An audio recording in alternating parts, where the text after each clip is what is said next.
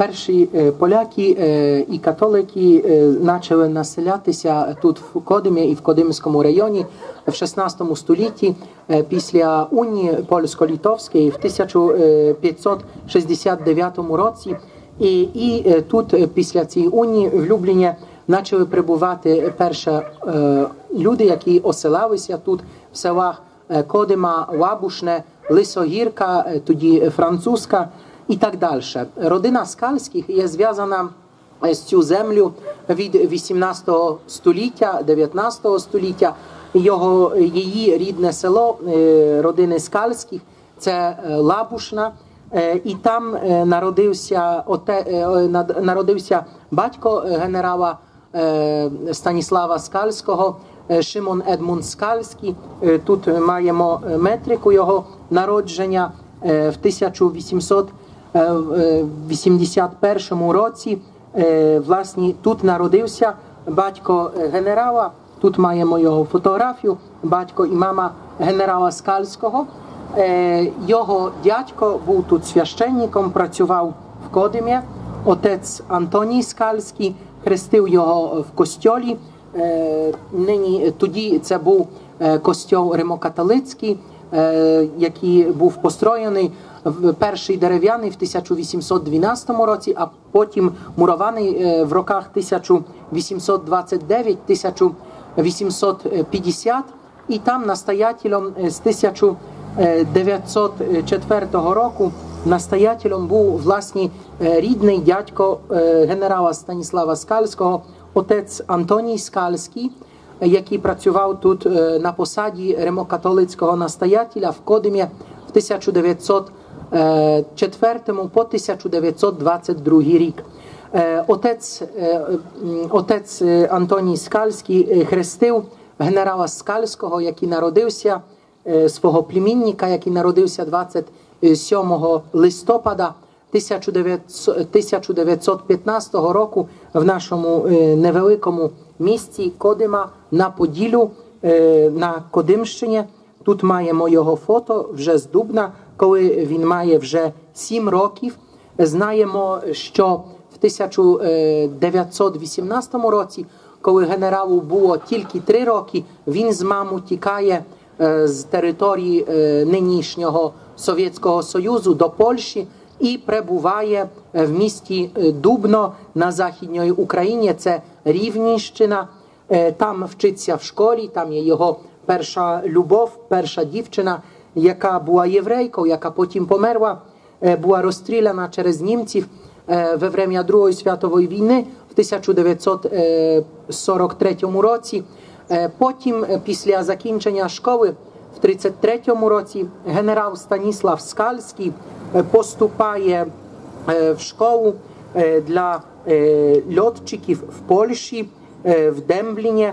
Там він вивчається з 1934 року по 1938 рік. Він вже є прапорщиком, лейтенантом даже в 1938 році. Во время Другої світової війни 1 вересня 1939 року збиває перший німецький літак в перших годинах Другої світової війни, а потім воював над Польщею, над Францією, над Африкою, над Італією і також перебував в Америці, в США. Во время Другої світової війни 2 рази був ранений і збив певних зестрілень, зістрілив 18 німецьких літаків, подозрілих 3-4 літаки, наскільки я знаю, Месершмітти.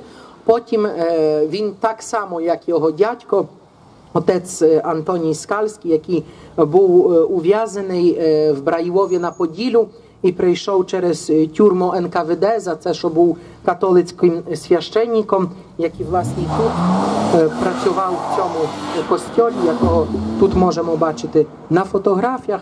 В 1930 році в Браїлові по 1932 рік і потім був поміняний на польських комуністів і повернувся до Польщі в 32-му році разом з другим дядьком генерала, отцем Теофілем Скальським, якого тут теж бачимо. Це дуже важливе, що ця вся родина пройшла через комуністичне в'язнице, зарówno його дядьки священники, отець Антоній і отець Теофіль Скальський, як і пан генерал Скальський, коли повернувся до Польщі в 1947 році. Польща вже була під ярмом, можна сказати, під опікою Совєтського Союзу, була в Варшавському укладі. І в 1948 році генерал Станіслав Скальський, так само як 20 пару років раніше його дядьки священники, попадає тільки вже не в совєтську тюрму, а в польську комуністичну тюрму. Через рік відбувається над ним суд, він є засуджений на смертну кару, потім через рік опять суд і на довічне ув'язнення. Чоловік, солдат без скази, можна сказати, який ніколи не вчинив зла, який завжди воював за свою батьківщину, який воював з німецькими і італійськими льотчиками, який навіть 1 вересня 1939 року рятував німецького льотчика, якого зістрілив сам, і потім його рятував від самосуду з рук селян в Польщі, щоб його не вбили. І є засуджений з параграфу за співпрацю з фашистовську, назистовську, німецьким окупантом, а також за співпрацю з США, з американським вивідом, і за це є засуджений на смертну кару, перебуває в тюрмі в целі смерті, де очікує на смерть, але, слава Богу, є вона засуджена на довічну кару, на довічну в'язницю. Потім ще перебуває в тюрмі разом 8 років, і після смерті Сталіна, 3 роки після смерті Сталіна, в 1956 році, коли в Польщі міняється влада і вже немає такого совєтського режиму, він виходить на вільність, на волю. Потім має проблеми знайти роботу. Слава Богу, через рік знаходить роботу, поступає в школу, де вивчає молодих льотчиків. Наступно до 71-го року, до своєї пенсії, працює в цій вищій школі авіації в Дембліні, в Польщі та Варшаві. І потім є такий час, коли він є забутий, навіть через свою рідну сім'ю, через родину, опущений через всіх, хворіє дуже, має багато проблемів. Люди, які, здавалося, були його друзями в останніх роках життя, його обікрали, залишили його, і він вмирає, можна сказати, сам. В певен час він перебуває вдома престарілих, а потім його найближча родина, його племінники від сторони його двоюродного брата Володимира забирають його до себе. Він перебуває там короткий час, просить, щоб йому не допомагати, бо пару останніх років життя був сліпий, вже дуже тяжко змагався з хворобою, не їв останні дні перед смертю, вмирає 12 листопада 2004 року в Варшаві. Через 8 днів відбувається його похорон.